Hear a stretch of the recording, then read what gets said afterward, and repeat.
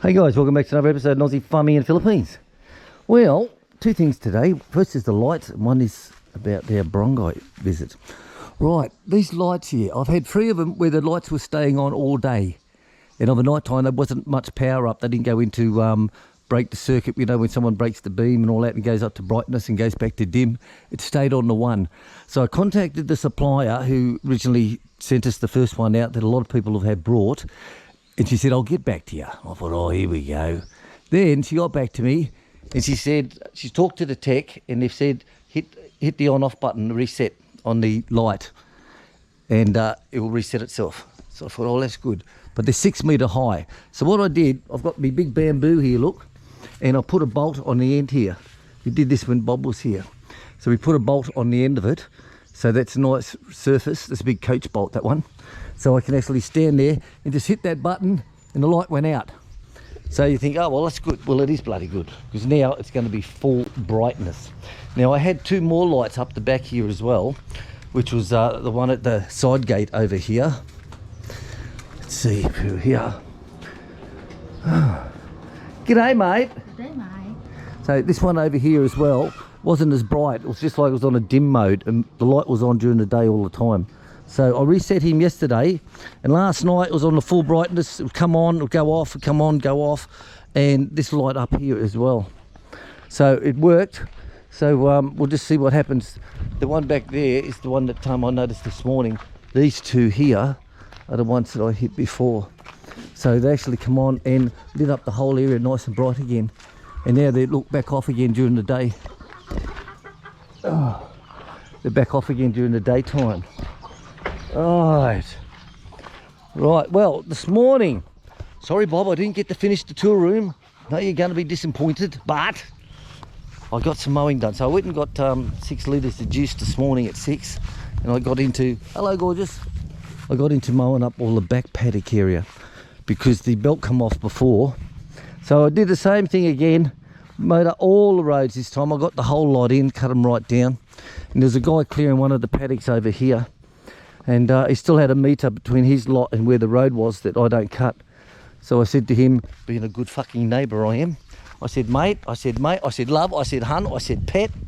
I said to him, you cut down this metre strip here on the road that's in between the path I'm making in your land, and I'll mow that for you each time I go through. So I'll just move the pathway over 1.5 metres over to the right. So he was quite happy with that. So whether he does it though, that's two different things. But at least I've given him the opportunity. So all that's got cut down good. So Chicken and I just come back from the barangay, and she's registered the farm. A lot of people don't know, but so you can register your crops.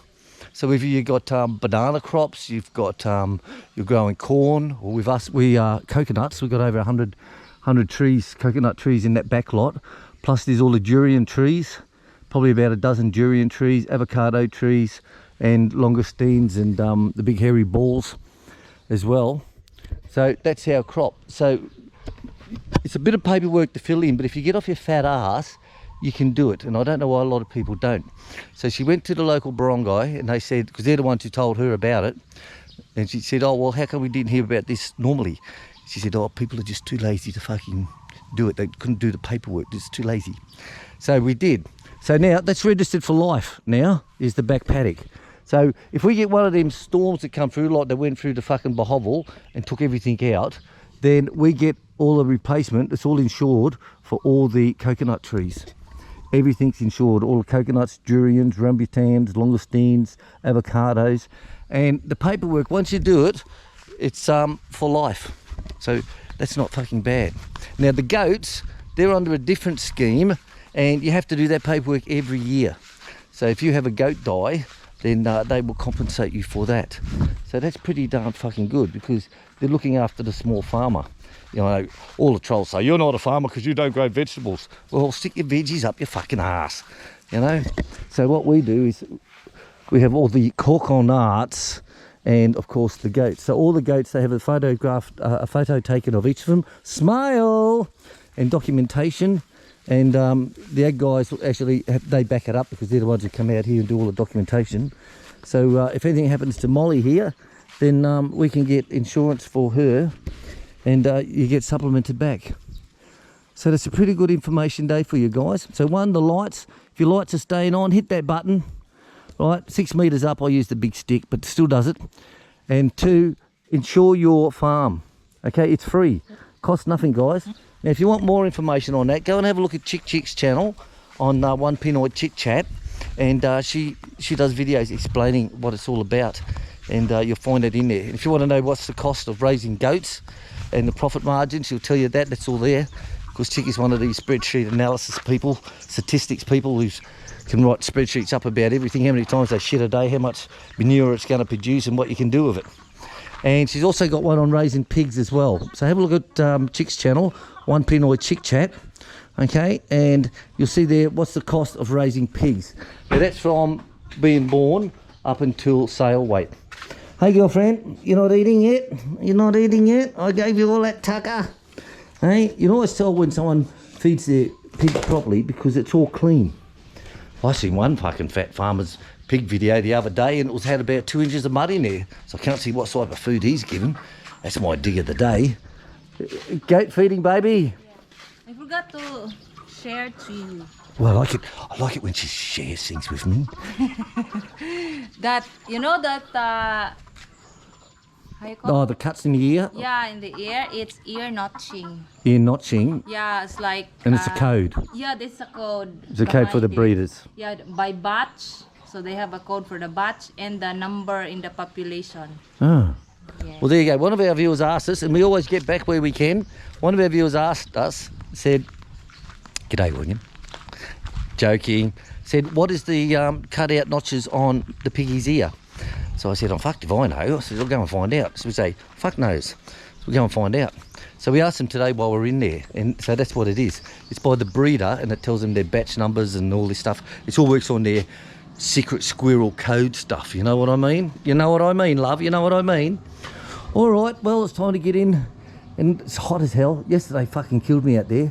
It rained for about 10 minutes before 2 o'clock and stopped. So the time I got out there just at 2, it was like the humidity. Oh, my shirt was soaked to the fucking skin, mate. I was standing with my hand on a stick like this, standing with a hand on a stick, and the water, sweat is dripping off me onto my feet below. So I hope it's not too bad today. But at least with no rain last night, I was able to get all that back mowed fucking perfect, right down nice and low. So I shouldn't have to mow it for another 2 weeks now. Told us when it's high, you have to cut it on high because it won't go through the grass. But then you have to cut it then like less than a week later. That's the problem. But when you cut it down low, so I run through it on number 5, then I cut through and drop it down to number 4, and that cuts another inch off it. So it's all done. All right. What's this? Oh, while we're there at the eggs, they go as something or other for the piggy. That's to go into water. And this is vitamin shots for the goats. Okay, vitamin plus. Now, when you go to these places, right, a lot of it's free. Yes, a lot of it is free. So don't be afraid to go there and get it done. The reason they gave us, and this is true because I don't talk shit, the reason that we're the only one in this area who got a pig, that's because we reported it. When they were dying, we reported to them, they come out, blah, blah, blah, blah, blah. But no one else reported it in the area. Some lost their pigs. Some people sold their pigs as they first days they noticed that they were getting sick and went straight off of food, and they sold them straight away, bang, bang, bang, over the road, over there, over there, over there. But because they didn't report it, they weren't put onto the scheme. So we're the only ones in our whole area here that actually reported it. So we got a good pig out of that, and 4 bags of grain as well. All right, guys, catch you later. Don't forget, have a look at Stu's construction up here of his dirt bag house build. Share, comment, subscribe. See you later, guys. Bye-bye.